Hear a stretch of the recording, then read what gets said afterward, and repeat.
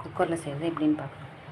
தேங்காய் இது வணக்கணும். வெங்காயம், பட்டை, கிராம்பு, அன்னாச்சிப்பூ, கல்பாசி இதெல்லாம் அரைக்கிறதுக்கு. தக்காளி, வெங்காயம், இஞ்சி, பூண்டு, சோம்பு, கசகசா, பட்டை, சீரகம் எல்லாம் போட்டு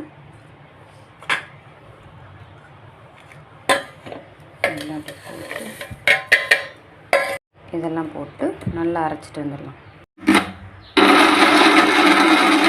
அரைச்சாச்சு. அன்னாச்சிப்பூ, கல்பாசி, பட்டை, கிராம்பு, பச்சை மிளகாய், அப்புறம் சின்ன வெங்காயம்,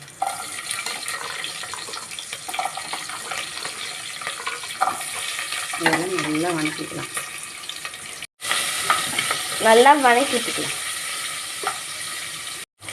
இப்போ ஓரளவுக்கு வணங்கிடுச்சு. தக்காளி போடுவோம். தக்காளி வணங்கிறதுக்கு உப்பு போட்டுக்கலாம். இதை நல்லா தொளி சீவிக்கணுங்க, அப்படிலாம் போடக்கூடாது. இதை கழுவிக்கலாங்க. அரைச்சி வச்சதெல்லாம் கொட்டி நல்லா வணக்கிக்கலாம். திருப்பியும் இப்போ மசாலா போட்டுக்கலாம். மஞ்சத்தூள்,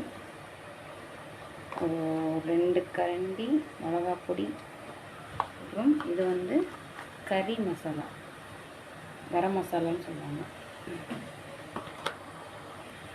இப்போ மல்லிப்பொடி 2 கரண்டி போட்டுக்கலாம். உங்களுக்கு தேவையான அளவு போட்டுக்கோங்க. உப்பு போட்டுக்கலாம். இது நல்லா வணங்கிடுச்சுங்க. இப்போ காய் போட்டுக்கலாம். இப்போது நூக்கல் போட்டுக்கலாம். நான் 2 காய் போட்டிருக்கேன். தேவையான அளவு தண்ணி ஊற்றிக்கலாம். தேவையான அளவு தண்ணி ஊற்றியாச்சு. எங்கள் வீட்டில் 4 பேர் தான். 4 பேர்த்துக்கு ஏற்ற மாதிரி குழம்பு வச்சுருக்கேன். ஓகேங்களா. இது நல்லா ஒரு மூடி வச்சு ஒரு 2-3 விசில் விட்டுட்டு கொத்தமல்லி தழை போட்டு இறக்கிடலாம். ஓகே, மூடி போட்டுட்டு நல்லா செக் பண்ணிக்கோங்க. நல்லா லைட்டாக இருக்கா செக் பண்ணிவிட்டு 2 விசில் 3 விசில் விட்டு இறக்கிக்கலாம்.